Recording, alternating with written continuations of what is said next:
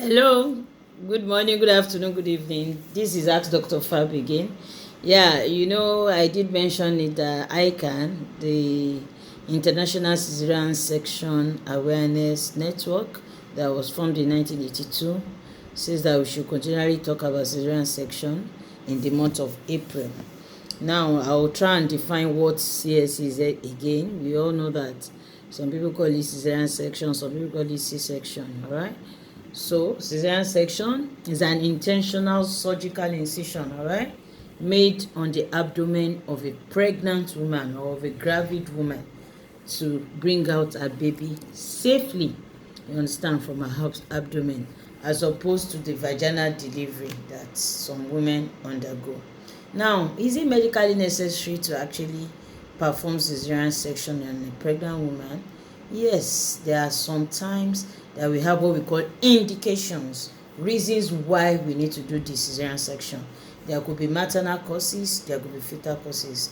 Part of maternal causes could be inadequate pelvis, severe bony abnormalities involving the pelvic bone, or maybe the woman has some comorbid medical conditions like severe hypertension, preeclampsia, or gestational diabetes or chronic diabetes, and a best form of delivery will be the surgical removal of a baby, the abdominal delivery of a baby.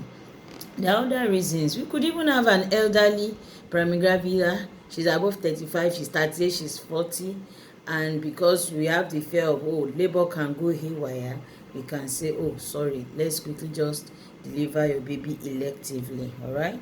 For some women, they could even request. That's why we have some indications that we call absolute indications, and we have some we call relative. Absolute means is there's nothing else we can do, it just has to be that elective CS, right, the abdominal surgery. While relative means, okay, like that maternal request, and stuff like that. Now, there are things we call fetal indications, fetal reasons why we have to do cesarean section. The baby might be big, what we call fetal macrosomia. The baby might have congenital anomalies that the baby will not be able to come out from the birth canal of the woman. The woman herself can even have masses in her womb that can affect the baby coming out through her birth canal. Also, some of the fetal causes could be that the baby might not be coming down with the head. There's what we call breech, when the baby comes with the buttocks. Or maybe it's triplets or twins, and the leading twin for twins is not coming with the head, it's coming with the buttocks. We'll have to do what we call elective CS. There's another thing we call emergency CS. So, to answer that question, yes, it's medically necessary at times because there are indications for it. Now, there are needs to reduce unnecessary cesarean section. Yeah, there's what we call cesarean section rate. It's meant to be like just 10% or 15%, but at times we have it up to like 25%, 30% in some centers that are referral centers. So, but most times when even the case is going to become an emergency, it's because we've tried in labor ward, or probably we have even tried to use some instruments, or the woman is just exhausted, or maybe there's fetal distress. I just want to try and abridge it so that the video will not be too long, all right? So we need to reduce unnecessary procedures or cesarean sections, but when we have reasons why we just need to do, absolute reasons, we cannot stop it for the safety of the mother and the baby. The joy of a woman that has carried her pregnancy for 9 months is to carry her baby home safe and sound, happy mother, healthy baby. Now, what are the safe birth practices? Some will say, no, I need to deliver like the women of Hebrew, the Hebrew women. Yeah.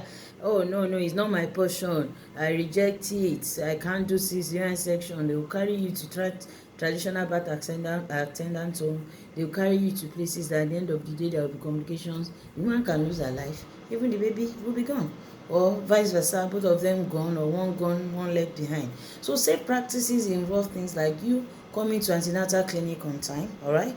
Registering your pregnancy as soon as you miss your menses, latest once you have missed your menses for 2 months and you have confirmed you are pregnant. And when you come, the doctor, the specialist, the obstetrician, the senior midwife will categorize you either as a high risk patient or a low risk patient, so that along the line, along your antenatal period, you will have been told that, oh, you are going to be able to deliver in labor ward yourself, or no, sorry, we need to do an elective cesarean section for you. How can we support mothers recovering physically and emotionally? Yes, the family role is important. The spousal role is very important as well. The moral support is not just about money. The moral support from the family, from the husband, from friends. So it's not just say, oh, the woman is 400k, the woman is 300k, money, money, money. Even the moral support, the emotional support. What do you need? Can I help you carry the baby? Oh, should you put a pillow? Oh, can I teach you how to breastfeed your child very well? Oh, should I bring pap for you? Do you want milk with it to help your lactation? Oh, how is your pain? Do you need more analgesics? Are you okay with that? Or do you want some natural remedies, etc.? So there's so many ways we can support mothers from recovering physically and emotionally after cesarean section. I don't want this. I talk a lot because this awareness, it's something we should continually do. I don't want this video to be too long.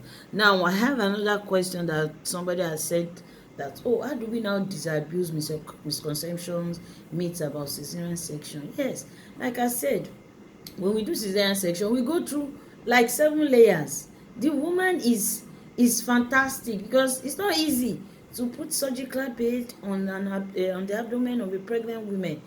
The anxiety, the fear, apart from the anesthetics, that, oh, I need to put a needle by your back to give you what we call regional anesthesia so that you won't feel pain. Even though it's good, you'll be able to talk to us, you'll hear your baby when your baby comes out. So there's so many wrong notions, misconception means, oh, she's not a strong woman, that's why they had to use surgical blade on her to bring out her baby. They had to slice her. No, you did not born like the Hebrew women, you have to give birth like the Hebrew women. All those things are wrong. As a woman, we should be proud of our scars. Hashtag I'm proud of my scar, hashtag I'm a strong woman, hashtag my strength is my strength, hashtag nobody will pull me down just because I've had 2 cesarean sections, 3 cesarean sections, or 1 cesarean section. So we have the role as members of the family, members of the community, our environment, in the mosque, in the churches, faith-based homes, to say that cesarean section, it is not a sin. It's not a curse on a woman, all right?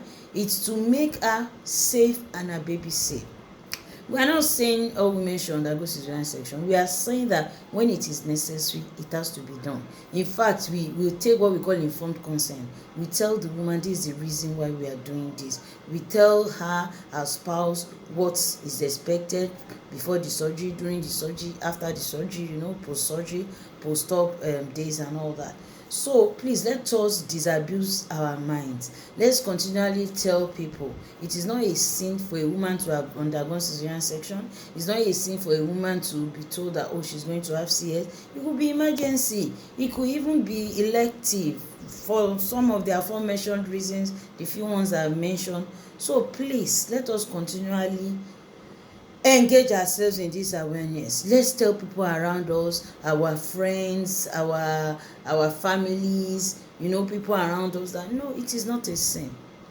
A woman is not less of a woman.